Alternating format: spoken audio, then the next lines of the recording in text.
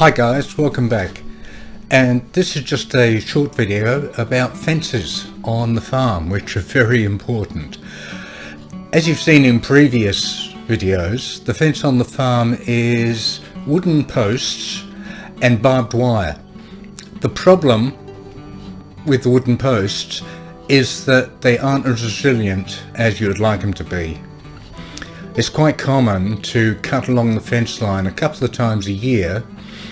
After you've cut, you'll wait a day or two and then you'll burn the cuttings and so on to get a clear area and make it look tidy. Now the problem with that is that burning tends to scorch the wooden posts. Well, of course it will, and sometimes it burns them a little bit, so they doesn't immediately sort of affect them enormously, but after doing that a few times they tend to start getting accumulated damage and they're worse for wear and do need to be replaced, and that's a nuisance value there. The solution is to replace the wooden fence posts with concrete posts, and that's not such a big, it's a reasonable sized task, but it's not an enormous expense to do that, and long term it's a better approach. And of course concrete doesn't burn, duh. We all know that. Obviously there's still an issue that the burning along the fence line does tend to burn off the galvanizing or zinc coating on the barbed wire, which then leaves it open to the weather and it will start to rust. But that is a much longer term issue and takes a lot longer for that to become of any need to actually replace that. And of course it's not all across the wire fence, it's just sort of a bit localized, and you can replace those sections quite easily, but it doesn't happen too often. In Thailand, particularly rural Thailand, because that's where we're talking about, a effective fence is very, very necessary. Obviously you would like to keep people out from wandering across your farm and your property and possibly availing themselves of fruit, as in bananas, papayas, mangoes, or whatever you happen to have growing. This happens irrespective of fences, I'm afraid to say. My wife knows every banana plant that's fruiting, every papaya that is bulking up, every mango tree that's flowering or fruit close to picking. She waits and waits until the last day, till they're ready for purpose, but sometimes overnight they magically disappear. Oh, get used to it. She will either show amusement, accepting that she left them maybe one day too long, or a momentary dismay or annoyance. But that's the Thai way of dealing with moments like that. It's happened, it can't be changed, move on. All you can do is be vigilant and maintain a reasonable fence to deter less determined interlopers.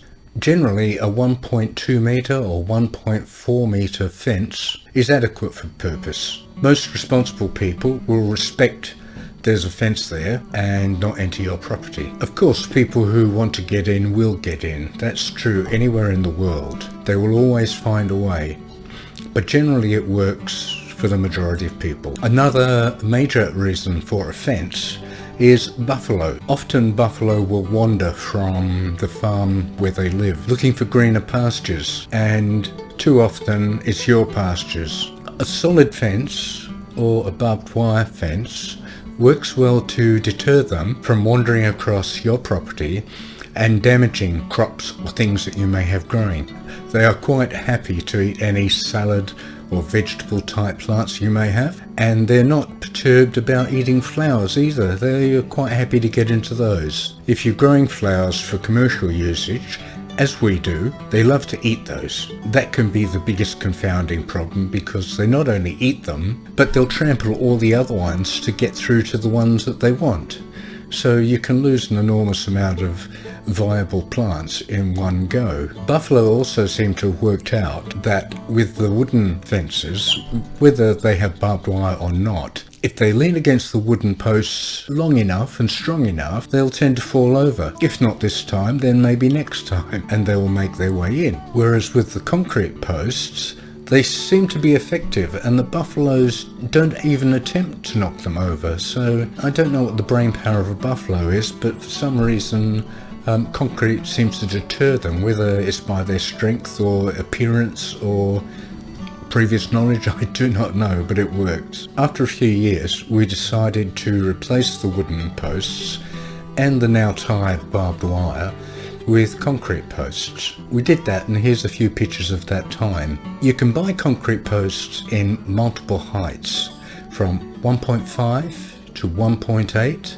2 meters, and the longer one's 2.5. Depending on what height you want for your fence or what purpose you're putting the concrete posts to, obviously you select the one you need. The concrete posts are a poured post, and they're poured around a steel frame, as you would put a wire cage inside a foundation of a wall or whatever, or concrete form. These also have a wire network inside to give them strength. They also externally have wire twitches at spaces along the actual concrete post, specifically designed for if you're putting fence wire on.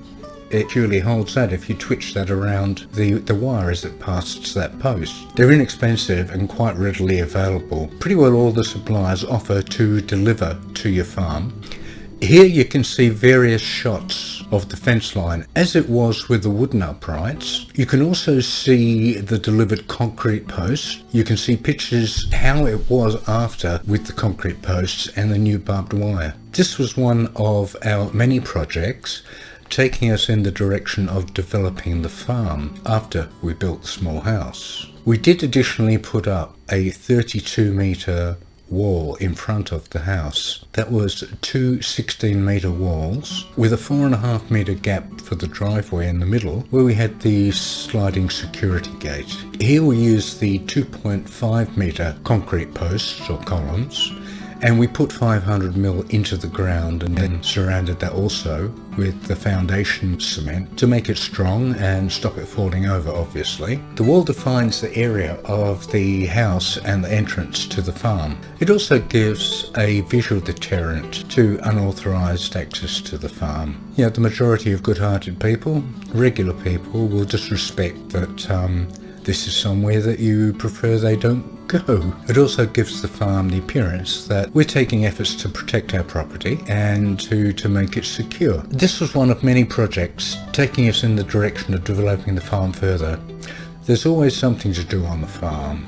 There are always projects to change or to alter it to meet our vision. In the previous video, we addressed the critical need for water on the farm. I will shortly bring you a video just showing the changes that occurred because of that. The changes were nothing short of amazing. I'll bring you some footage and some photos before and after so you can see the impact water had over the years and how it enabled us to get more growth, maintain trees and vegetation that would not normally be possible just with the seasonal rains alone. My hope in these videos is to show what it takes to live in rural Thailand as a Westerner, both in the farm environment and obviously also in the local community, and also some of our travels, day trips, etc. I hope to do this in a transparent way, so others that have an interest in this lifestyle or questions about whether it is possible for themselves can see how others are managing to do this.